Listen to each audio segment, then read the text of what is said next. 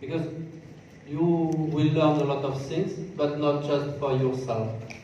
And after you graduate, you will take more responsibilities. You will have to tell other people how to teach. And you know, it's difficult. Sometimes you get the training and at the end you are not satisfied. And I don't know how your training was at the NIE or at PTTC, at RTTC, but not all the advice you got from these institutions were good or helpful. And it's easy to make mistakes. When you give advice to others, it's very easy to make mistakes. So, before we start, I would like you to consider a few things. To become a good trainer, remember, do no harm. First, make sure that your action will not make things worse. Sometimes we give advice, and at the end, the teacher feels even worse than before. Instead of helping him, we make him feel bad, feel uncomfortable. You know what it happens when you have an inspector who comes to your classroom. You are afraid. It's the first time in 3 years. And he will look at your lessons for just 1 hour and he will judge you. Maybe condemn you. It's the same in France. It's not only in Cambodia. I know teachers who took several months to recover after a bad inspection. Wow. So, as mentor, remember, do no harm, and then help. Remember that a technique is only a technique. It is not an objective. Your objective is not to promote cooperative learning or to promote constructivism. No. Your objective is to help the teacher, to improve the lesson. No matter the technique, you can have different techniques. Any technique is a trade-off between various objectives. No technique is perfect. You must accept some noise if you want your students to share their ideas. A collaborative class cannot be silent, obviously. No single method works in every situation. So you choose your techniques depending on your subject, on your students, on your objectives. That's why in the syllabus we want to introduce a lot of different techniques. We don't tell you which one is the best. Choosing the technique is your responsibility. Not even your responsibility. As a mentor, you don't have the responsibility to choose a technique. It's the responsibility of each teacher. You just provide guidance. But the teachers make their own choice. Don't try to improve what is already good. If you meet a teacher who has a very teacher-centered approach, but you can see that his students are learning, and they are learning well, so don't bother him. If the students are learning, what do you have to improve? Just encourage them. Save your time and efforts for what can significantly change students' learning.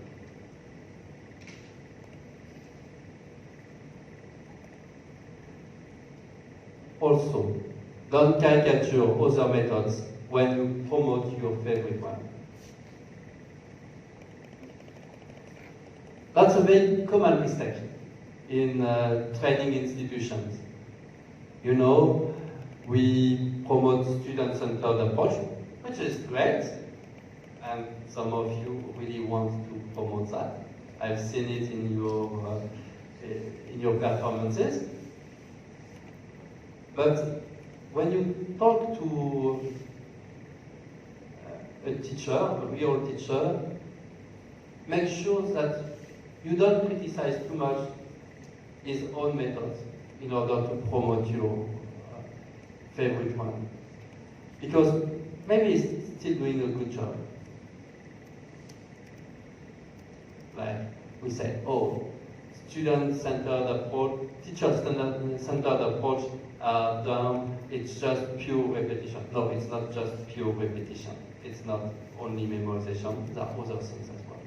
Analysis, for instance, deep learning. So you must try to understand every method.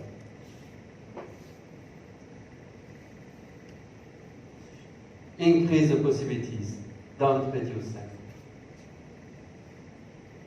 You will add new methods, not remove new methods. If a teacher has a very bad practice, it doesn't matter. Don't try to make him drop out this bad practice. Try to introduce a good one. Don't tell him, oh, it's wrong to do that. Tell him, maybe there is a more effective way. You don't condemn him. You open new opportunities. Always remember that teachers are the masters in their own classrooms. You, as a mentor, you will come to the classroom. Okay? How would you feel if someone came in your classroom? Man, how would you feel if someone comes in your classroom?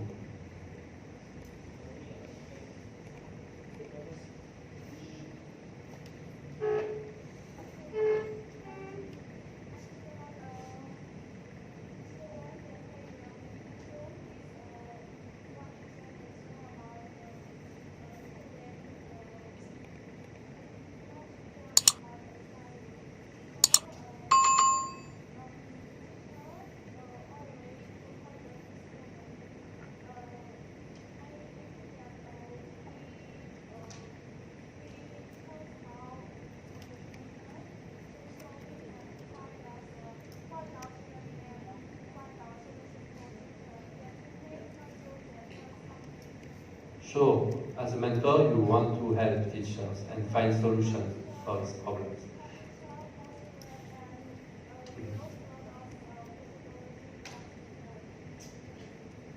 Yeah. But before you tell the teachers what to do, try to put yourself in his shoes. Imagine that you have a mentor, someone, maybe me, I come to your classroom and I tell you, this is wrong, this is good, don't do it like this. How do you feel if I do that in your classroom? Mm-hmm. Yeah, you feel pressure. And would you like it if I do that, if I did that in front of your students? Yeah, you're scared. And it would make things worse instead of making them better. So remember, even if you have the authority to provide feedback, to tell them what is good and not, remember that the boss in the classroom, it's not the mentor. It's a teacher. If you have something to tell to the teacher, do it after the class. not during the class. Because you don't want to undermine his authority.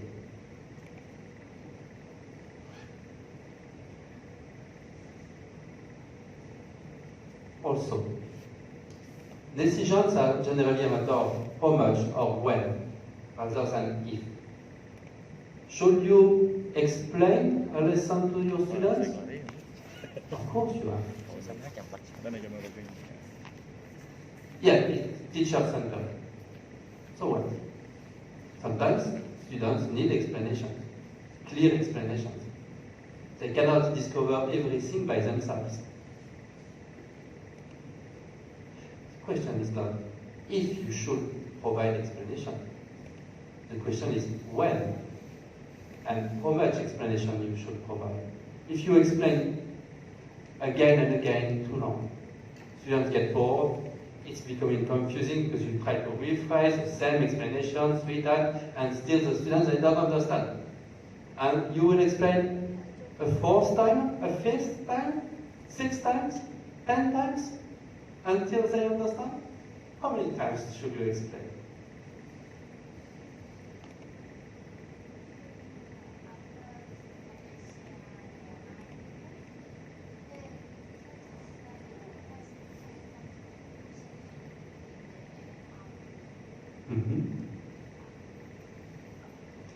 Teachers can provide the solutions after the students have tried, and it also works in the reverse.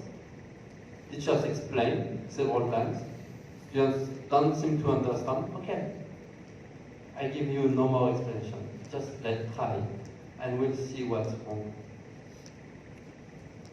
So, for any technique, you should not insist too much. If it doesn't work, change. There is a limit to everything. Too much is too much. You will learn a lot, you will want to learn a lot this year. But remember that there is a limit. So if something is too much for you, okay, raise your hand, ask for help.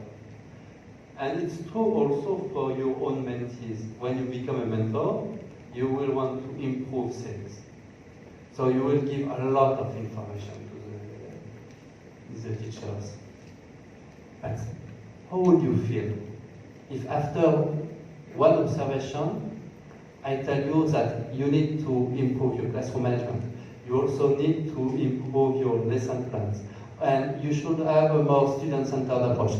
And you should be more careful about how you use your whiteboard. And you should choose a better textbook. And you should check the homework more effectively. And you should make sure that all the students are paying attention. And okay, come on.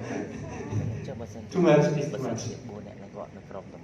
It's too much for you when you study, but also for your mentees or for your students.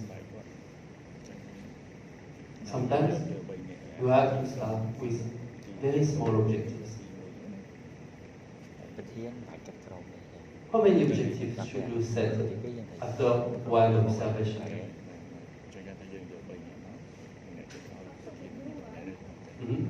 Yeah, I think we need to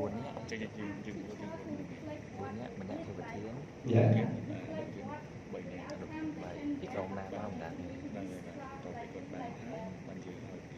Yeah, that's a good approach, and we will use that approach a lot. Asking them first what they make them reflect about their own practice, and after one observation, maybe one objective, one little thing is enough to change. Okay, you might think, you take a lot of notes about the performance of the teacher, and you have 1 page, 2 pages of observations. Whoa, that's too much. And you see that the teacher is struggling, his lesson is very bad. You want to improve a lot, but you know that you will not be able to change everything. And maybe one piece of advice might be sufficient for the time being. Only one. Okay. You're teaching too fast. When you change your activity, for instance, you give your instructions before the students are ready to listen to you. Okay, calm down. Take 5 seconds each time you want to change your activity to make sure that your students are paying attention. Sounds silly? It sounds really close? That's a very small advice, very small. But I can assure you, it has a huge impact. You know what time? When I mentored a teacher here in Cambodia, I have only one piece of advice. Smile to your students. Seriously? Sometimes it's enough. Just smile. Because that teacher, when the students did exercises, she always reacted in the same way. Whether the exercise was good or bad, she just said, okay, thank you, sit down. Good or bad? Okay, thank you. No smile, no praise, even no correction. So, what's the point of doing exercises? Okay. See? Too much is too much. Be reasonable with your objectives. Apply your own pedagogical principles to the trainees themselves. If you want your trainees to have a student-centered approach, when you explain student-centered approach, it's better to use student-centered approach. That's terrible. In big institutions, they do lectures to explain student-centered approach.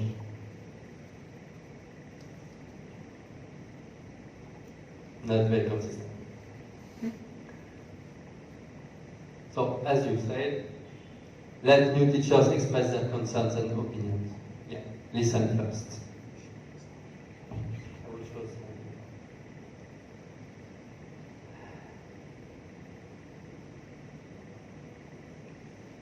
Don't assume that everything is good when people don't complain. Maybe some of your mentees will tell you, it's okay. It's okay. But you listen in the school and some students gossip, you know it's not okay. When people have very big problems, they don't dare to speak. So pay attention. By the way, if you have problems during the training, don't be shy. Ask for help.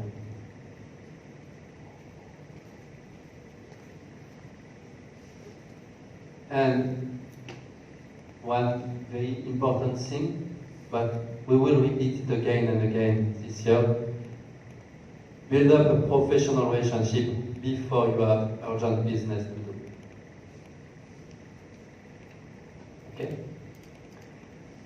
Why do you think we have made these activities, the games, yesterday or today? Is it really necessary to play games at the beginning of the training?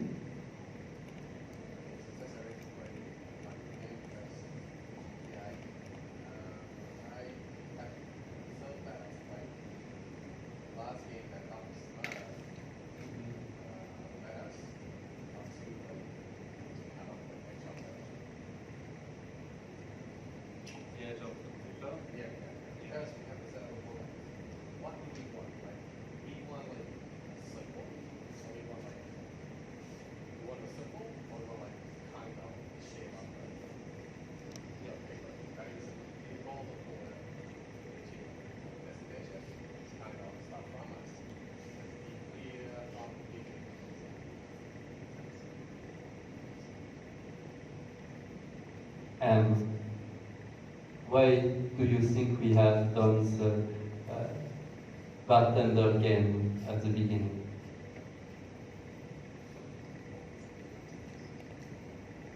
Because it's important to know each other.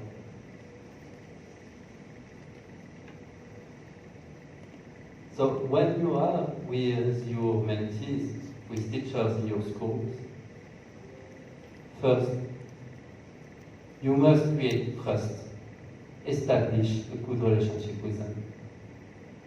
No need to rush. Don't come with orders, comments, no. Oh. First, try to know them.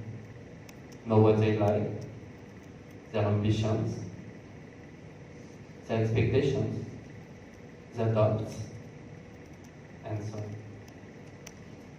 And only then, when you have established a good relationship, yes, you can tell them a lot of things. But they will not listen to you if they don't know you before.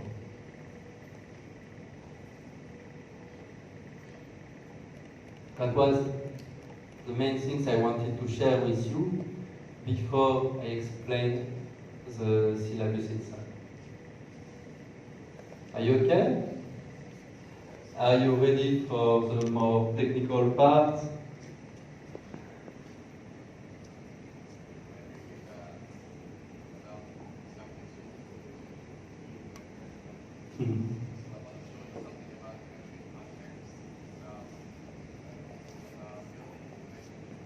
Yeah.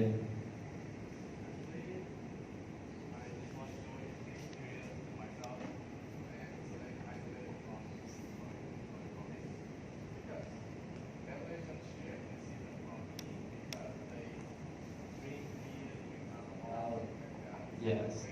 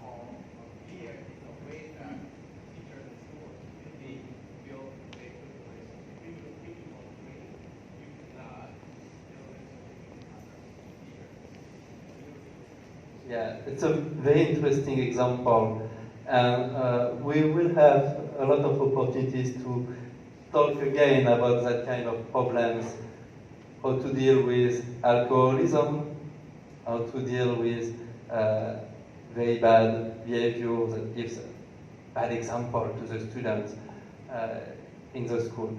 I think alcoholism is the topic that you mentioned in the ethics stream.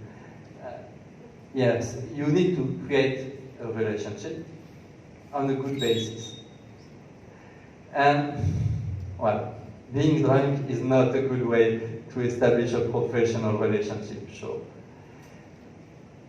The difficulty with relationship is that it has to go both ways.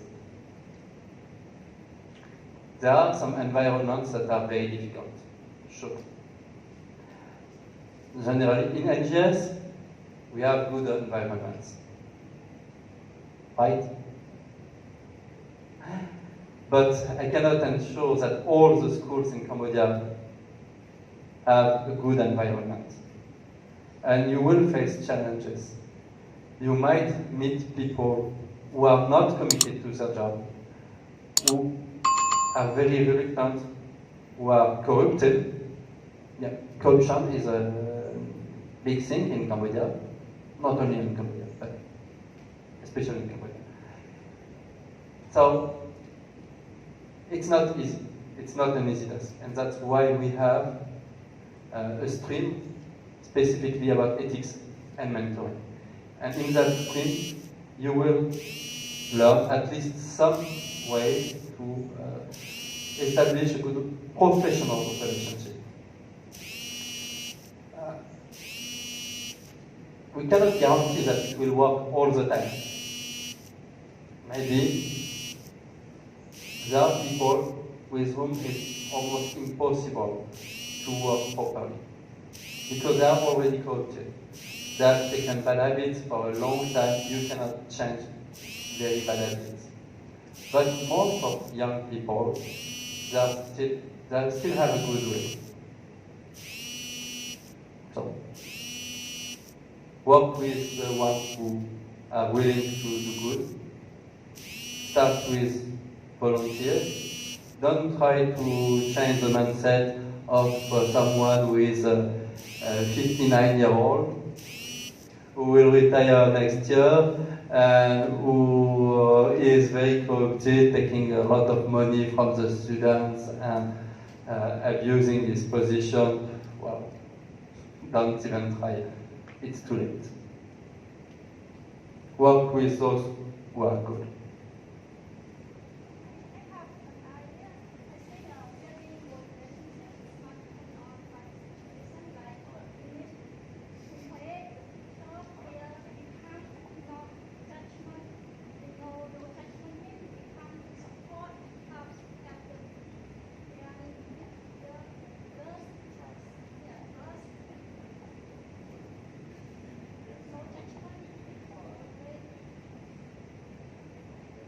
So, let's go back to the syllabus, because don't forget your objectives when you do a presentation. That's my default when I teach. I tend to do something else. So, the main purpose, remember, is you will become mentors. So, for that you will need to gain some expertise about teaching. But you also need to become continuous learners. We will not teach you everything. So there is a lot you will have to learn by yourself. And that's why we have the research stream, so that you can learn by yourself. And skills for the 21st century. Remember, mentors aren't inspectors. You should advise in a non-threatening way. Again, trust. So, for that, 4 streams, you know that: ethics and mentoring, educational research, ICT in education, and teaching methodology. So, the main principles of the syllabus, if you read it, well, we will issue a new version very soon, but I will explain how it works. You have clear learning objectives, what you will be able to do after the lesson. It's also a very intensive syllabus. You have seen it printed yesterday. It's quite big. A lot of things to learn. We update it every year. So I'm sorry I have not finished the update for this year, but I will release it very soon. We have not finished because I work closely with all the instructors. It's not only mine. They make their own recommendations. And we apply a lot of different techniques. The basic approach is a seminar style in which you can discuss. You can share your experience, you can share your concerns, your questions. So, during the lessons, feel free to ask questions at any time, or to make comments if you think that something is wrong, or simply if you have some personal experience to share. You are not new teachers, you all have some interesting, valuable experience. Maybe some of you might have more experience than the instructors. Some of you are older than some of the instructors. You have something to share. Respect your instructors, of course. They are the boss. But you still have something to share. So, here is how it looks like. For each topic, you have a description to explain what you will learn. You have the learning outcomes, the objectives. After completing this topic, trainees will be able to do the following: examine who they are as a mentor, and so on. I draw your attention on the third column, curriculum documents and reading assignments. There are lots of things to read this year. Some of these readings are mandatory. The instructor will tell you, you have to read that chapter in that book, and so on. But some of the assignments in this column will not be used directly during the lesson, so you can take a look to complete your instruction. Sometimes I mention an entire book. You will not have time to read everything, just to prepare every lesson. But keep that in mind. Self-learning is very important.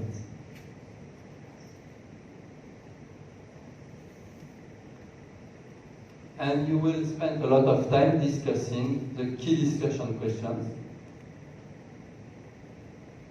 that will give you a better sense of what you have to understand, the main problems that you will solve.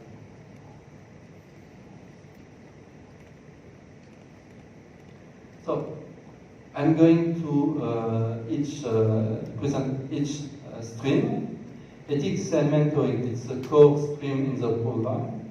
It's the most important because it's directly related to your new job, your future job.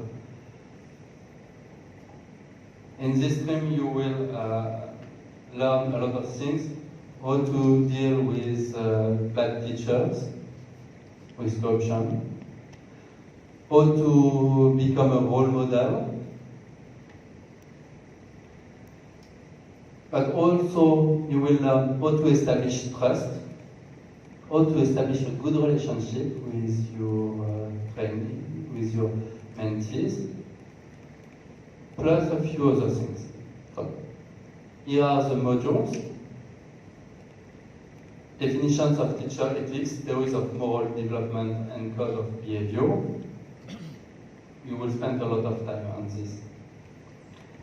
Ethics for educational leaders and managers, because you have an important position in the school with responsibilities.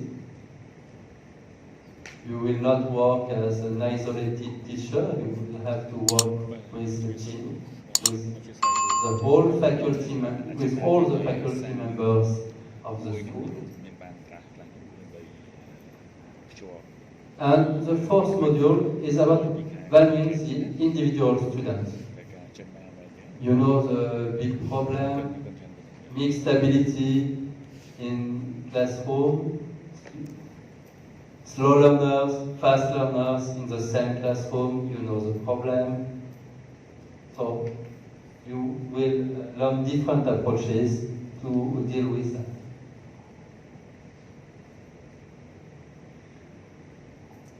Module 5, authority in the classroom. So basically classroom management. I think it's useful. You have to be good with that if you need to advise other people. I don't know, maybe some of you are already very good. But maybe you will find it's important anyway, because when you have to advise other people, your mentees, you need to explain what is wrong with the change. Why do their students shout?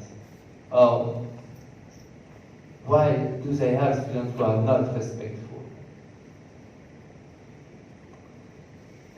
If you have been in that situation, if you have had discipline problems, maybe you know a little more how to help young teachers. If everything has been good for you so far, maybe you don't know all the problems that the new teacher can have.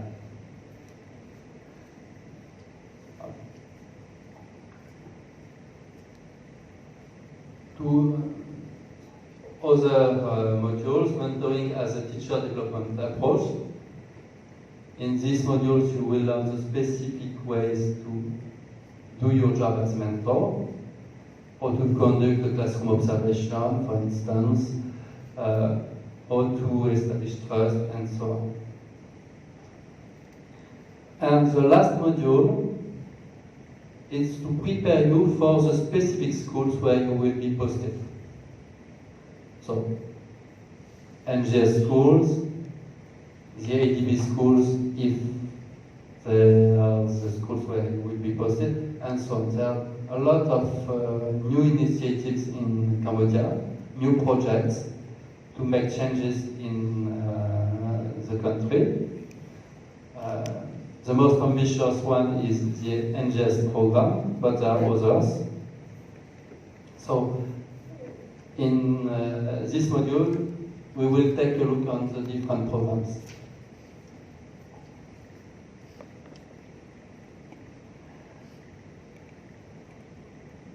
Any question for ethics and mentoring?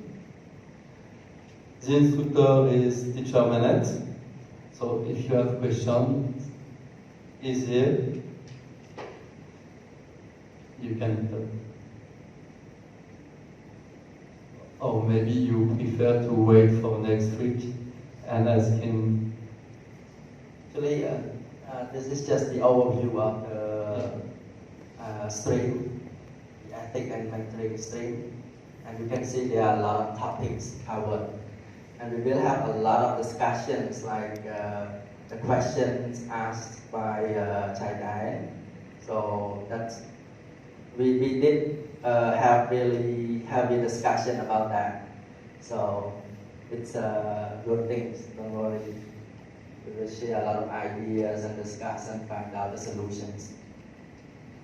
Sure, I present only the main outlines because each module is divided in maybe 4 or 5 topics, and there are lots of things. Just to give you a brief overview. So, the second stream is educational research.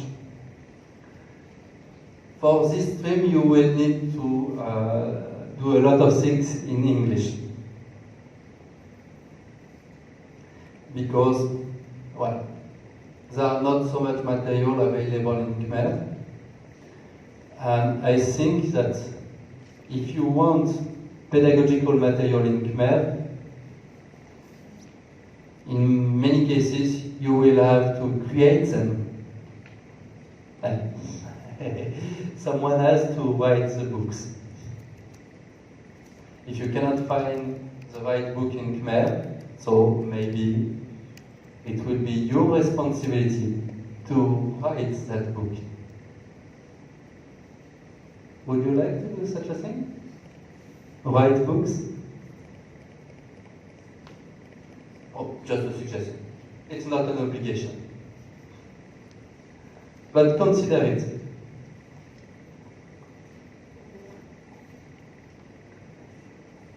Two main objectives for educational research. One of the objectives is to do research yourself. First for your thesis, and then maybe for some of you, maybe not all of you, but at least a few, I expect, that you will continue to do research after you graduate. Action research in your schools on specific topics. For instance, if you experiment a new technique in your school, it's good that you can write an article. and share your experience with other people. That will be very, very useful for your content. And the other objectives is to analyze research papers. You know, lots of people tell you how to do your job.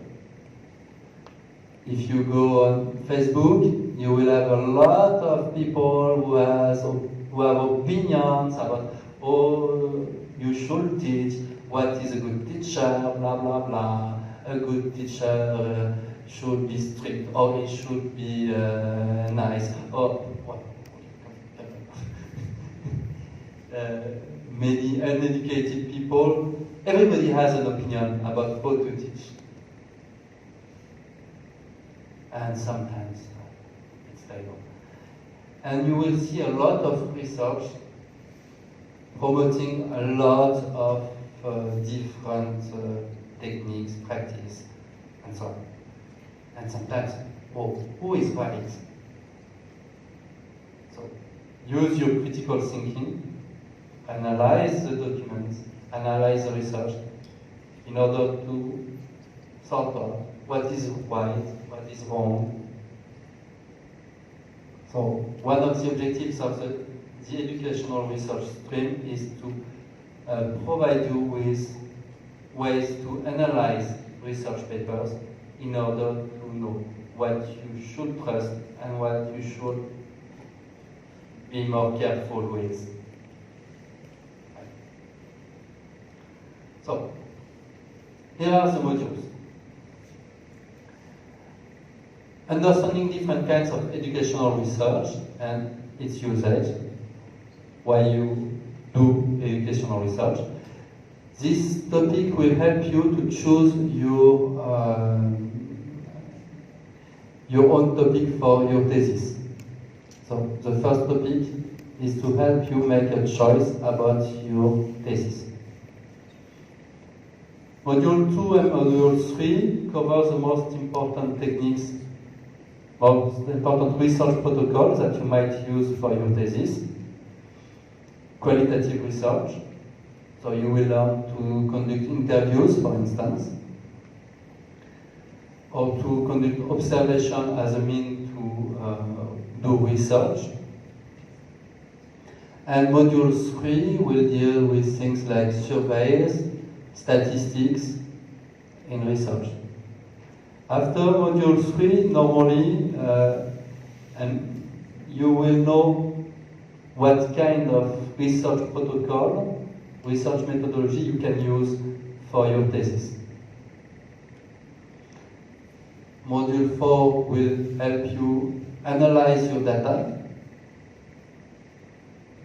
Normally, we should reach the end of the first semester, approximately at the end of Module 4. So, and you will do your data collection in the schools probably after the end of the first semester.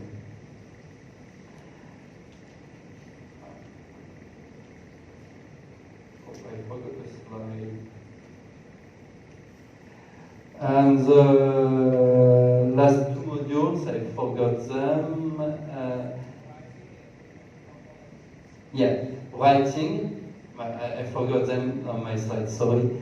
So Module 5 is how to write the thesis.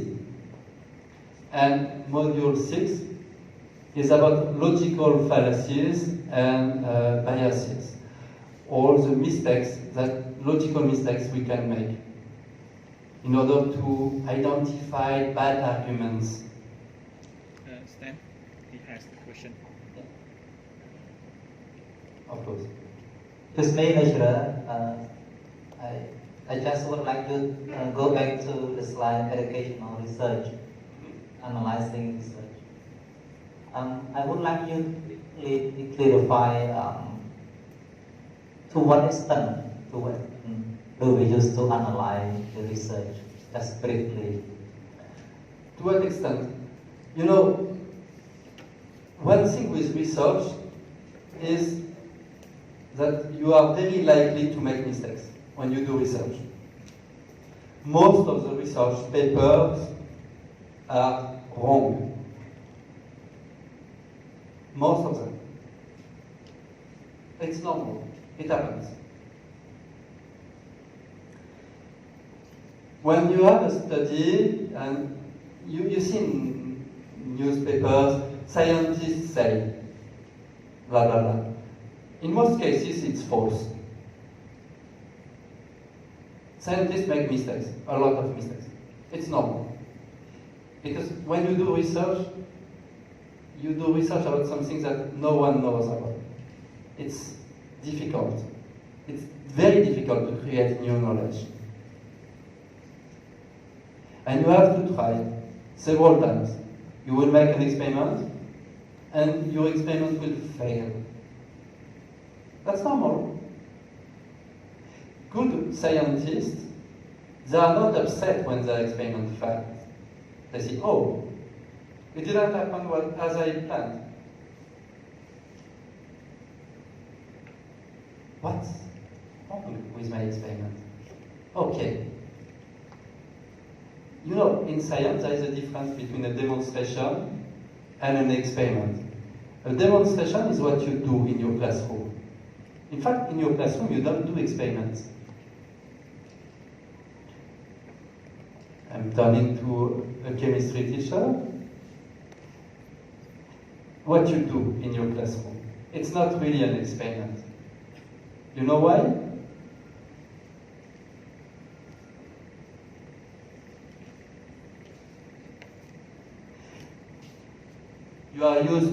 You use the lab a lot of times.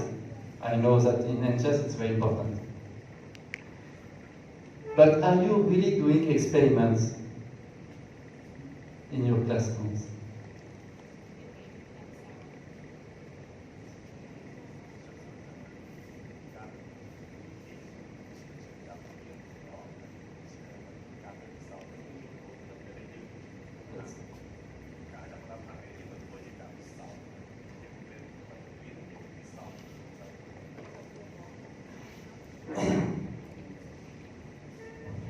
When you do an experiment in your classroom, in fact, it's not really an experiment because you already know the results. You know what will happen.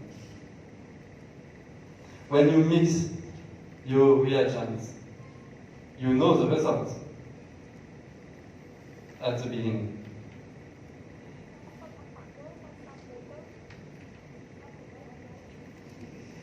What teachers do in general, it's a demonstration. A demonstration is when you know the results in advance. And when you do an experiment, you don't know what will be the result. And maybe it will be something totally unexpected. And some people, they are not ready for that. And they are upset. Oh, my sample was wasted, I wasted my time. But very good researchers, they are not upset. They say, oh, wonderful, my experiment failed. It's not what I expected. Which means I have something to learn. If you obtain what you expect, you will learn nothing.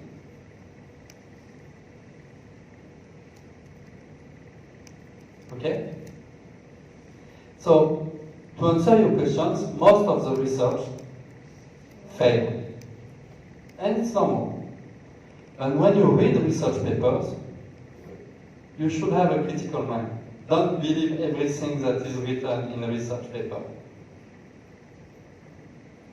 So, with the last module about fallacies and biases, you will learn how to spot mistakes in research papers. And also in the others. The last one is very important for that. Does that answer your question?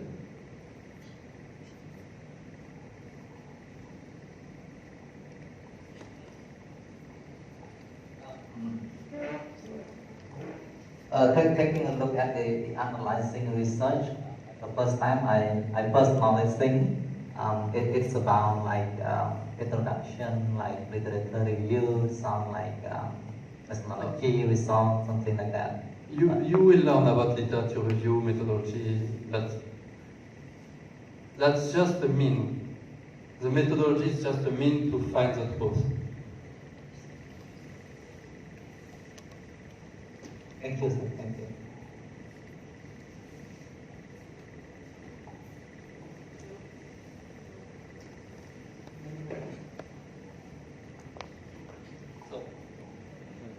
The third stream is ICT in education.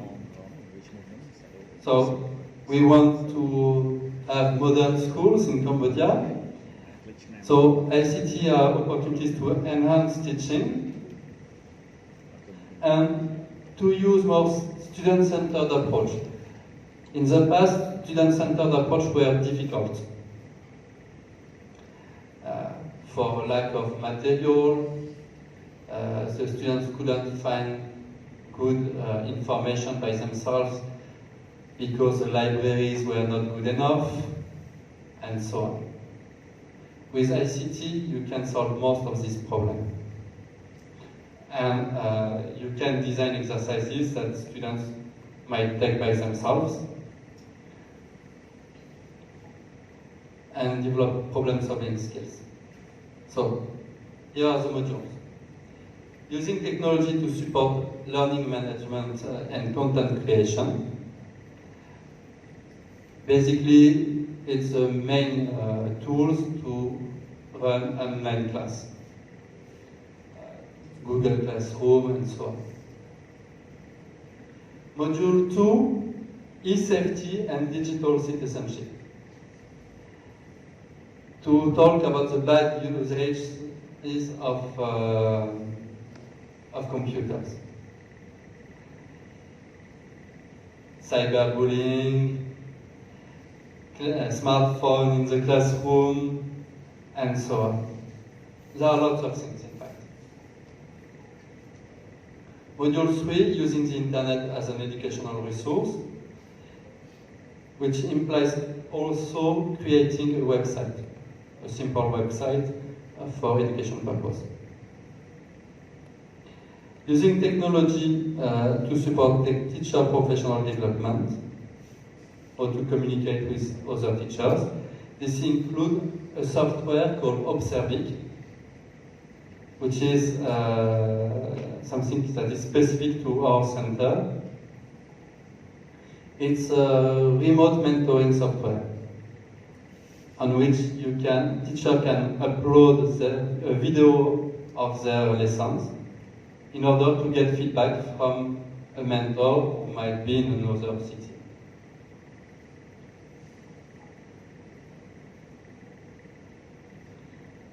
Using technology to support self-learning and student-centered learning.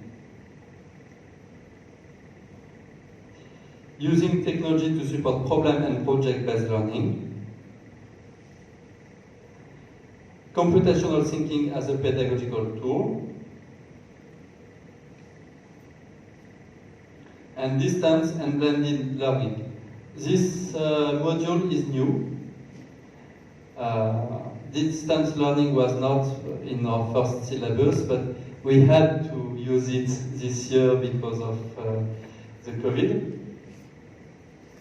And we think it's a good skill to have anyway, even if there is no epidemic. You will learn also about things like flipped classroom in this module. So blended learning means a mix with online classes and real classes together.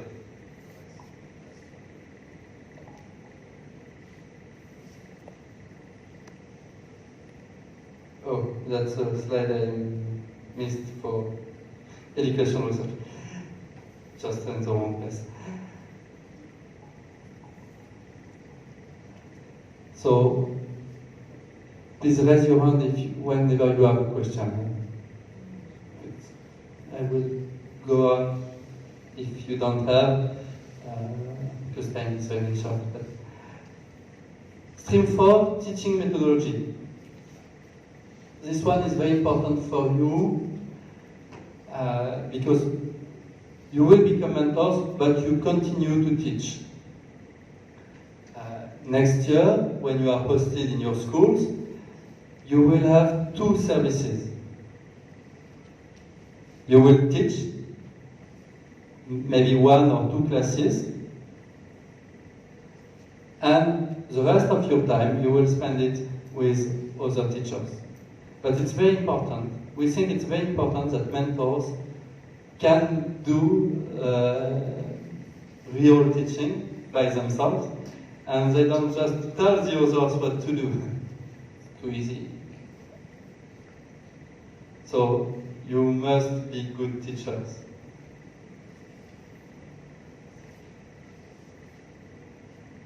You must be credible when you give advice.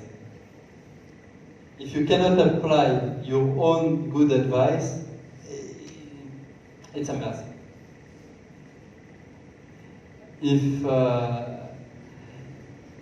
your lesson is boring all the time, and you will tell other teachers how to do an entertaining lesson, that will not work.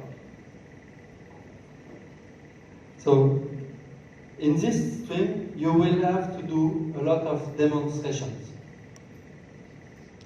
You will practice teaching methods. Last year it was too theoretical, so we have revised this stream a lot. So if you take the syllabus for this year, this stream is very, very different. You will see we have reordered all the modules, changed the content, a lot of things. So less theory and more practice this year. And we have tried to make a better progression, something more logical. We have reordered the bits. The key principles of this module, of this stream, are diversity and relevance, which means that we try to have a lot of different techniques, and you will choose the techniques that you want to apply in your classroom, in your real classroom. Because you know which technique is relevant to your own objectives. Collaborative learning is great, but I've observed so many classes, and honestly, sometimes collaborative learning is discouraging. Come on, you will see. When you put your students to work in small groups, ask yourself one question. How many students are actually working? See? How many students are really active in a collaborative classroom? It's not obvious. We do that to have a more student-centered approach, so that they are more involved in their learning. And in reality, we have 10 students in a group, or 10, that's a big group. And who does the job? The smart girl with the spectacles. She does all the job, and the others, they're just waiting. That's cool. She's smart. She will do everything. She will find all the answers. Sometimes collaborative learning is not relevant. And sometimes it's great.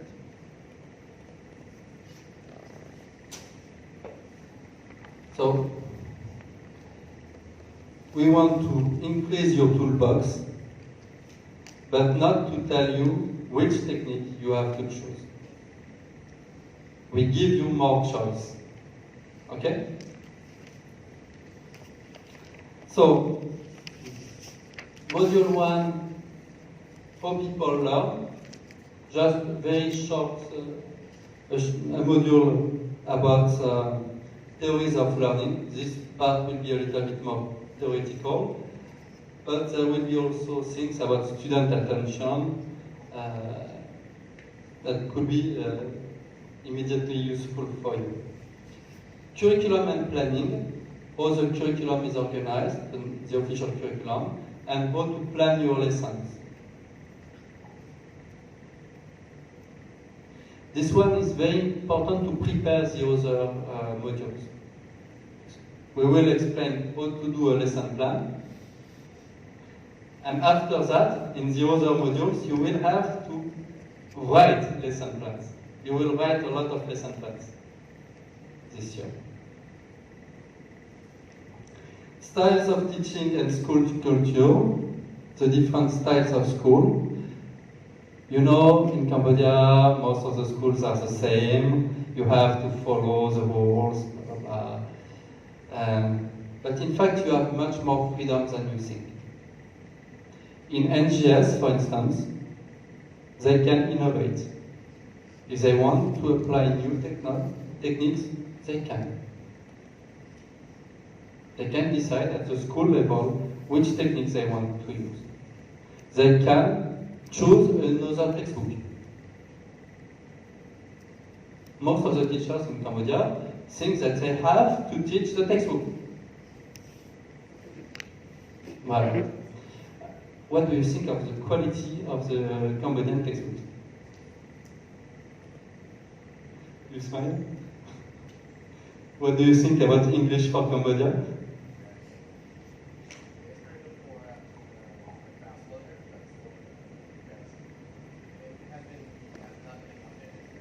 It has not been updated. Yes, in NGS, they use other textbooks for English. They use international textbooks, and they don't have the same in all the NGS schools. For instance, in Kampong Cham, they use Motivate.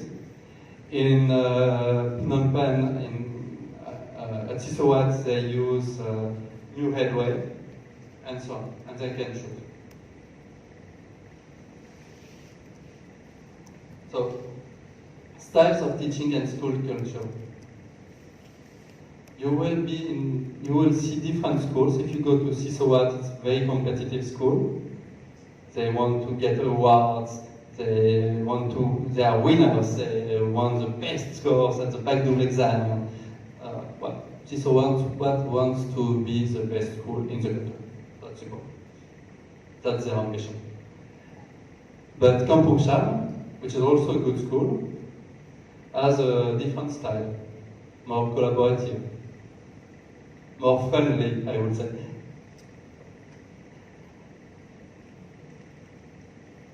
And I think both styles are valid, both styles are good. Module 4, Clarity and Critical Thinking. In this module, you will learn how to optimize teacher-centered approach, so more traditional approaches, and you will learn also about memory, how to memorize well, before we can approach the more student-centered techniques. Module 5, Training Continuous Learners. In this module, yeah.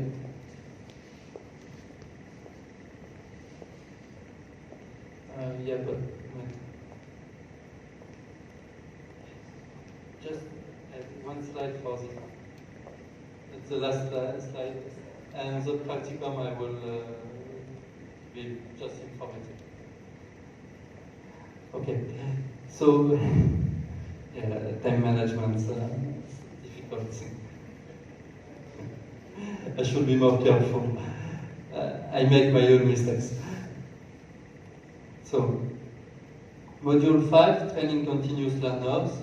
In this module, it will be about IBR, so increased-based learning, problem-based learning, project-based learning, the most important approach in student-centered techniques. And module 6 will complete the teacher toolbox with other techniques that are not necessarily applicable to every subject. But I think it's important for you to know about these techniques, even though you might not be able to apply all of these techniques in your own classroom, because as mentors, you might have to help teachers from other subjects. You're a chemistry teacher, maybe you will have to help also English teachers sometimes. You're an English teacher, but I don't know, maybe in your school you will be, there will not be a science mentor, so maybe you will have to help also science teachers. So it's good that you know the techniques they can apply as well. So for instance, in module 6, there will be topics about experiments, which is logical in science, but and maybe useful also for moral civic. But in math, experiment, I don't know. In Khmer, experiment, I don't know. There will be role plays. Role plays are extremely important for English. Could be useful also in moral civics. But I'm thinking, maybe you will have more imagination than me, I don't know. But so far, I can see no use of role plays in math. But maybe I'm missing something. Maybe you will have imagination and find a new way. Games in teaching, debates, and so on. Lots of different techniques. And you will have to practice, which means that some of you will do demonstrations about these techniques. At some point, all of you will have to do a teaching demonstration, but with different methods. And the last module is principles of student assessment. How to prepare good tests to help them learn better. So, as you can see, a lot of things to learn this year. It's quite an ambitious syllabus, but I hope that it will be useful for you in your new job. So, do you have questions about this syllabus?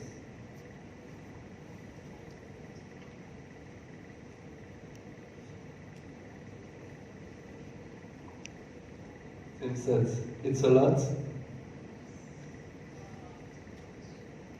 Too much? Don't worry. It's true that it's a lot, but it's useful. Excuse me, lecturer, I have one question about student assessment. From your own perspective, do you think what kind of assessment considered as effective to evaluate student learning style or student result? I cannot tell you. I don't know. I don't know because I don't know the details. I don't know the context. And it's true for many things. If you ask me what is the best teaching methods, I will tell you honestly, I don't know. I don't know because I don't know what you are trying to achieve. If you want to develop communication skills, okay, role play, simple. But if you want to develop very logical mind, to give them, the students, good basis to reflect, you will have to choose a more teacher-centered approach. And the same with assessments. Assessments depend on your objectives. What kind of skills do you want to check? And what is the objective of your assessment? If you don't provide me with this information, I cannot tell you. So first, to answer your question, I would have to ask you more questions. Like, for instance, why do you do a test? Doing a test is to evaluate student outcome. Why do you need to evaluate student outcome? Because to see the student whether they receive whether they came, for example, like from the beginning of the course and at the end of the course, whether they receive the outcome, and course instructor may be able to compare what student received before, during, and after the course. Before and after the course. So you want to check if your course was effective? Of course. It's not very obvious. For instance, a few weeks ago, you passed the test, but there was no course before it. We make you pass the test to select you. It was another purpose. For example, like the course is about right skill, for example, available for university year 1, semester 1, for example. And I just would like to clarify, because in assessment we have like formative assessment, summative assessment, and the analysis assessment, and something like that. So I just would like you to clarify that amount of this kind of assessment to evaluate student learning along the way of the course.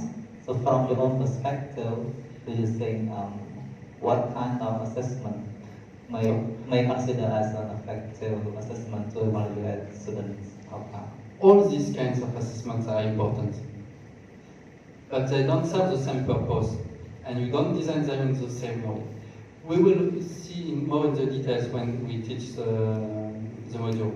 But in short, just to answer very briefly your question, you might want to make an assessment to choose the participants to a program.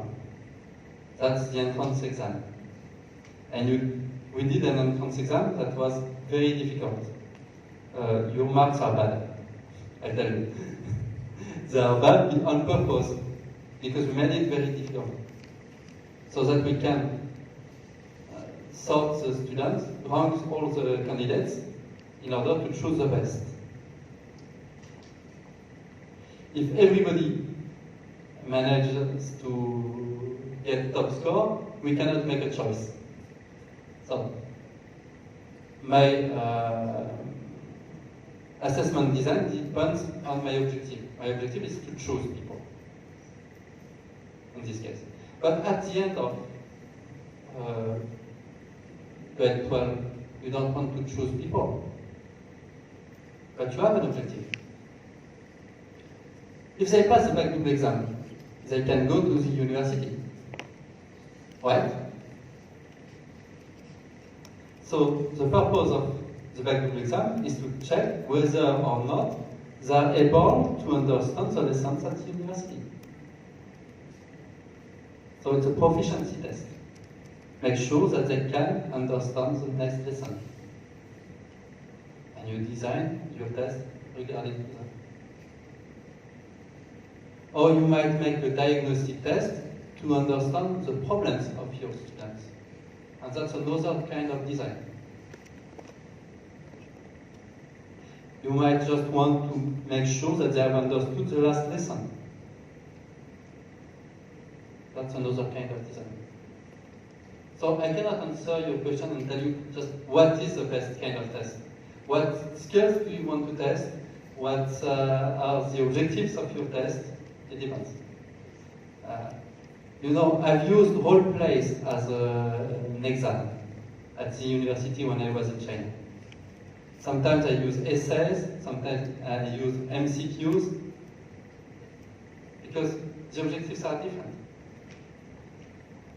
Okay? That's it. But you will get more details in the lesson itself. Is that okay for the syllabus? So maybe I can just, we need time for the thesis this afternoon, so I will.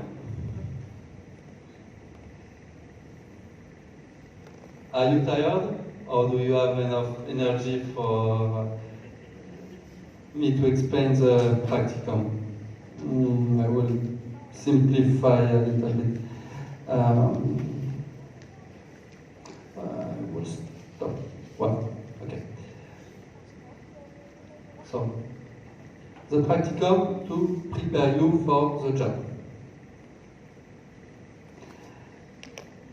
You will do the practicum in a real class in order to use your knowledge, all the knowledge you have acquired. We want to make sure that you will be good mentors.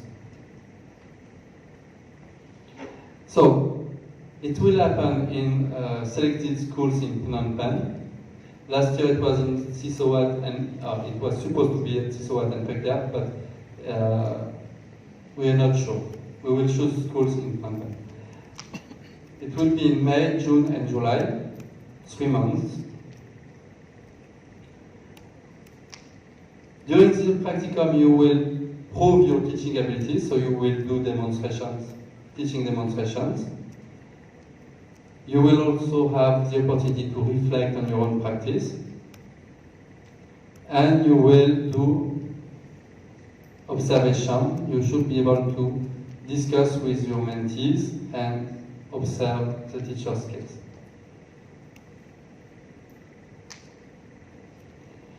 What's important is that you can provide feedback to teachers in a constructive manner, not undermining their authority.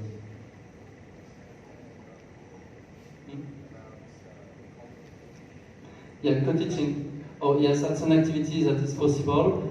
Means that you do the lesson with the teacher, with your mentee. You do it together, two teachers in the same class.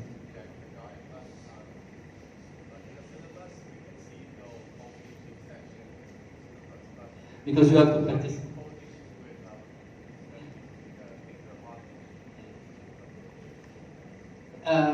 Co-teaching is a thing that you will do when a mentee needs your help.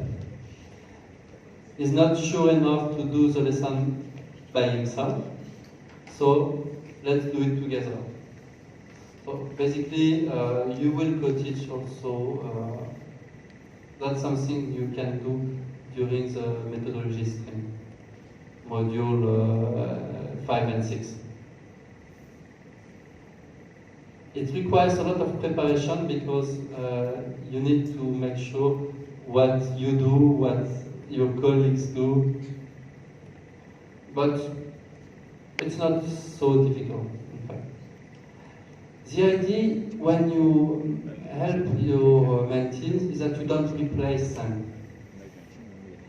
You might do a demonstration from time to time, or they don't know how to do a role play, for instance. Okay. So the first role play, you do it in front of your mentee. But after that, you have to release the responsibility to your mentee. Because if you do his job, he will not learn. So, first day you do demonstration, second day co-teaching. This time you organize the role play, but I'm still in the classroom with you to help you facilitate it.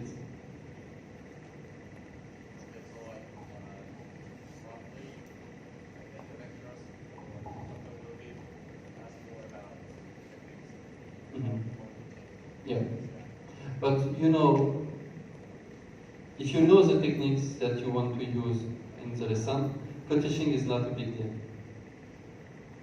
You will see with practice it comes natural.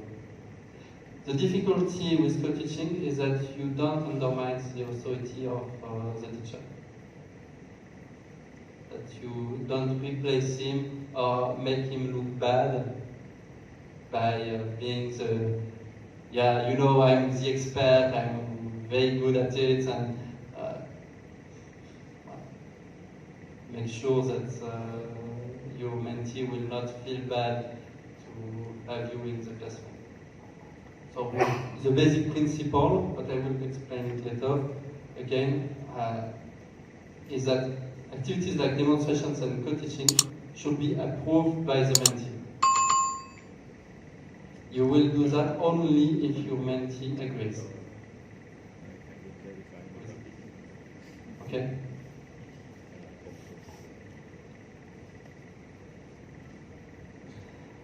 So during the practicum, you will provide feedback to the teachers, of course, after doing observations. Write report for the benefit of the teachers, and use the observation software. So the main activities during the practicum. During the first week, and that's specific to NGPRC, you will role-play observations, which means that you will not be with real teachers. You will watch videos of real lessons, observe the videos, the lessons, take notes, make comments. That's a way to prepare yourself for the real test. So first the simulation, and then the real one. So for the remaining of May and June, you will do real classroom observation with real teachers. You will have conference with them, you will discuss with them to understand their problems, to help them. We will explain the procedure later. And in July, it's a little bit different. Well, it's very different in fact. Because in July, most of the schools have other activities, they prepare the exams, some of the schools are closed, and so on. It's complicated to organize a practicum. So in July, what you will do is to produce learning material, but real learning material. Something that can really be useful. So I will explain later. Classroom observations. You will work in teams, which means that several of you will go to the same classroom to observe a teacher. So it will be a teamwork, but you are evaluated individually.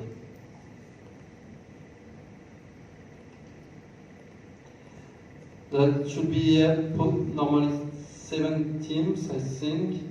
Well, yeah. Because we are 32, so this year we will have to make 7 teams. It will be difficult to organize, but we'll manage.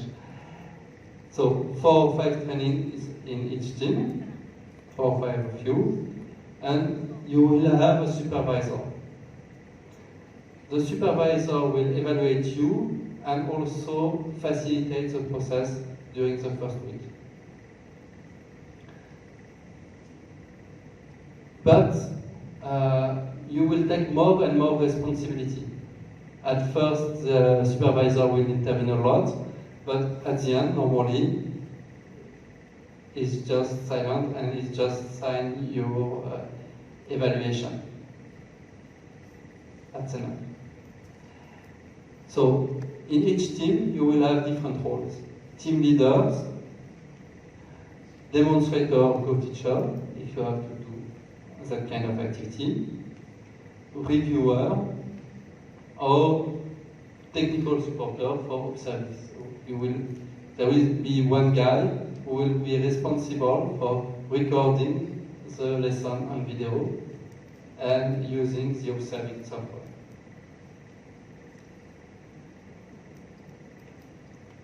Observing, so it's a software to upload upload video in order to share the lessons with other mentors.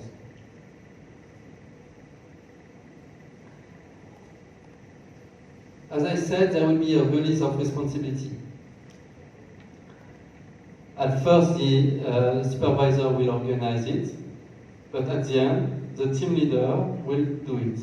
So each week, we choose a new team leader, and the team leader will organize the work, will organize the timetable, the schedule, decide how animate the discussion, and so on. Okay? Because what we want is that at the end of the practicum, you are totally autonomous. You can work alone.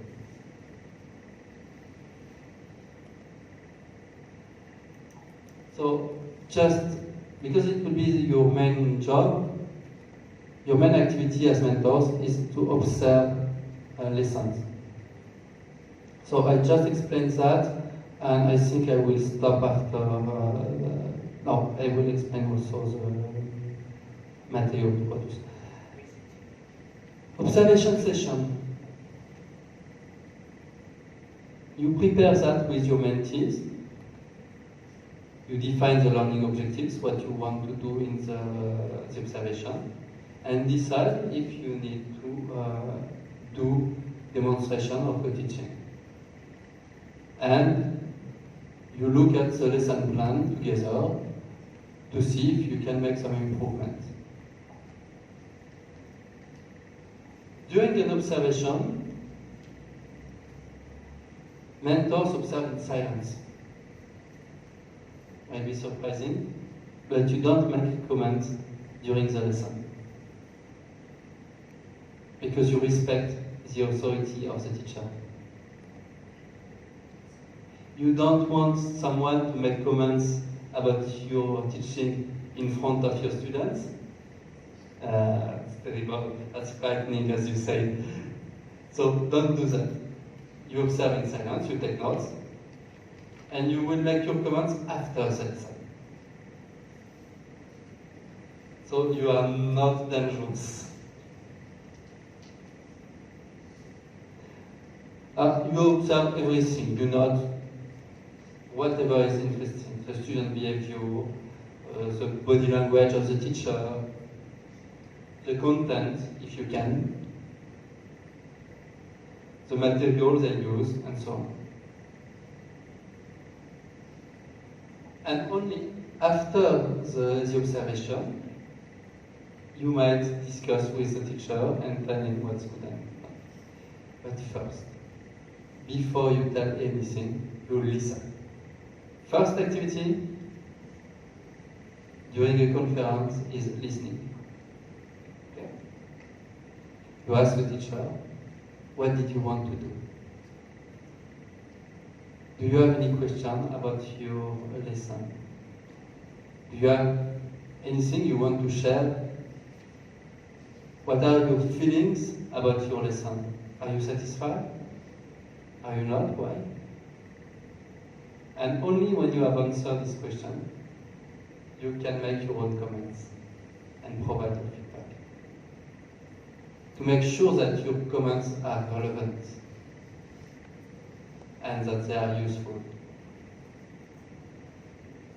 Okay? After that, you set up new objectives for the next session and so on. You will write also a report to help the teacher. Just one thing about the report. The report is confidential. Just for the teacher. Not for the school principal. You're not a spy. You don't spy for the school director. You might have to explain that to some directors.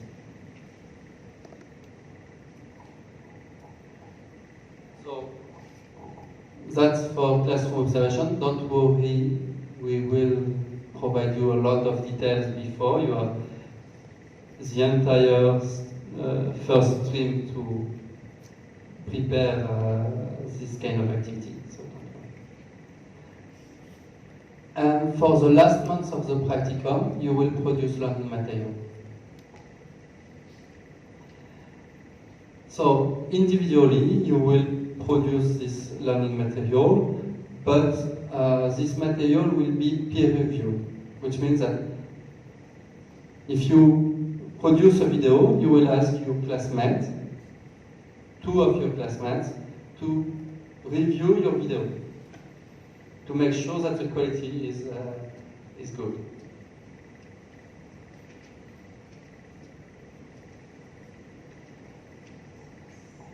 This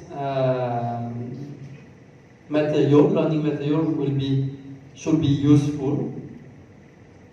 So real material is not just for the training, but something that you can really share with students, that you can really share in your real class. That should be in Khmer, or in English if the subject is English, but it should be useful in Cambodia, not in America. We don't care about the Americans. You work for Cambodia. So in Khmer. Short and focused on very specific problems. One lesson, one specific pedagogical problem, and in your domain of expertise. So it's not a new research project, it's just to share what you know, what you already know. Okay? And it should be publishable. We expect that the best production will be published, will be available for all teachers. If you produce a video, a lesson on video, anyone can watch it and learn something from it. So we have different kinds of products that we will give you the details later on. This year we asked them to write short pedagogical guides about specific problems, like how to run a lab in chemistry,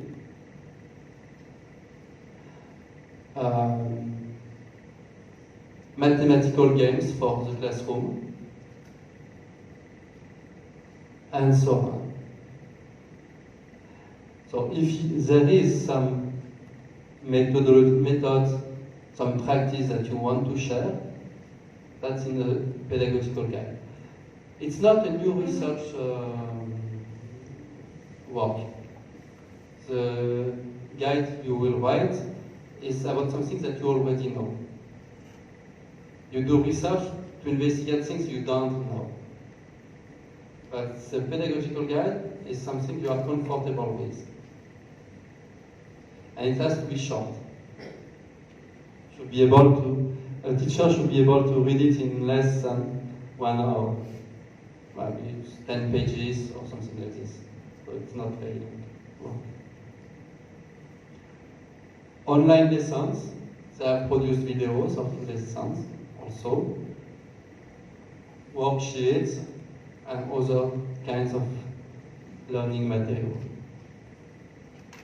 Again, it should be useful. We really want to increase knowledge in Cambodia and to provide teachers with useful material. So think about that. There is not enough good material in Cambodia. So some people will complain, oh, it's too bad, we don't have a good textbook, blah, blah, blah. We don't have enough training. Okay, no, don't complain. If the material doesn't exist, someone has to create it. And who should create it? Who should create material for Cambodia? Who? What is the right answer?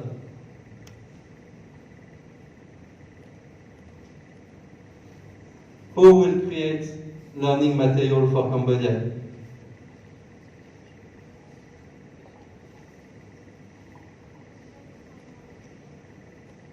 From teachers first, yes. Which teacher? Skillful teachers. Do you know skillful teachers?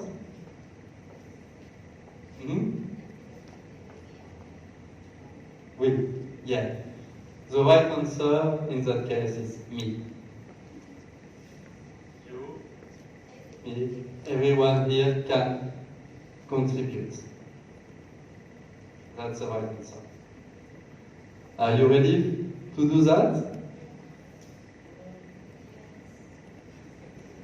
Yes.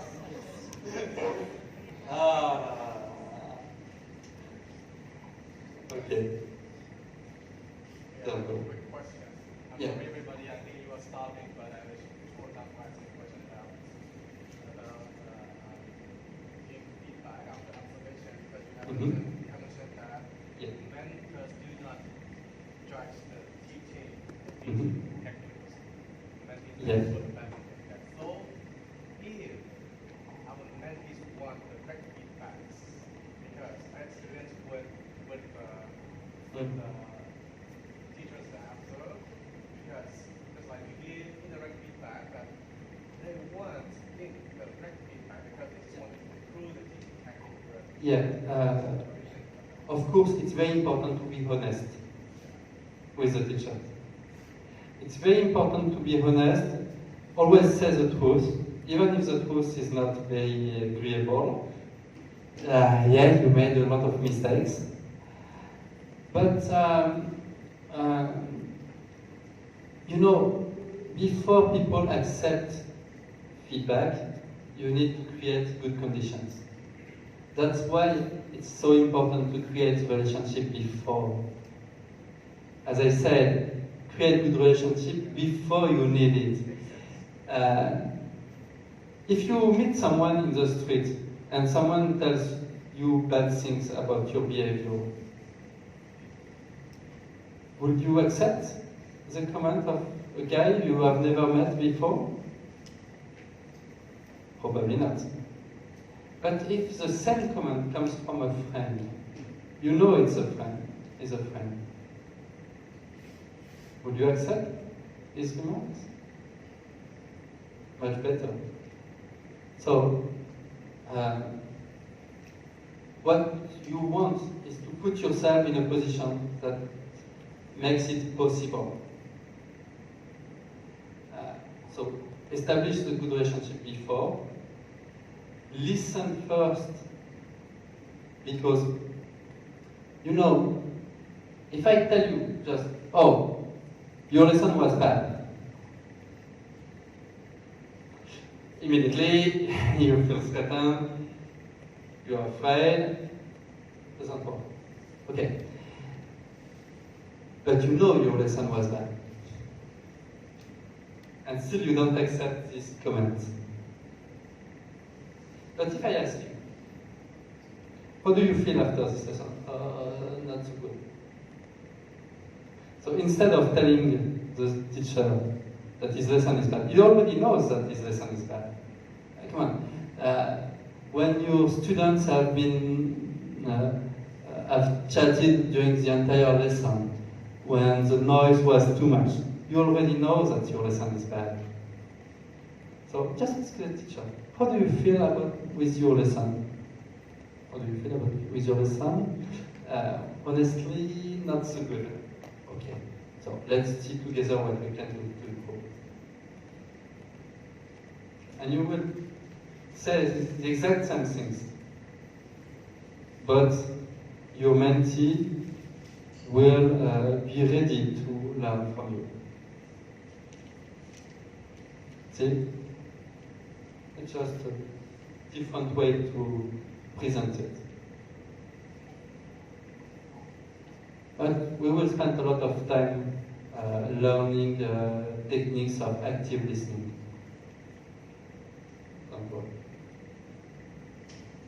Does that answer your question?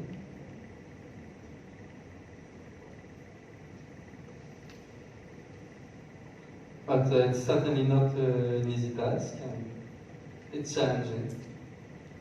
But you'll see, we can achieve a lot. So, do you have more questions about the program? I'm sorry I provided a lot of information this morning. Maybe you are a little bit tired. Yeah, I can see your smiles when I say you are tired. So I think it's time for a good lunch.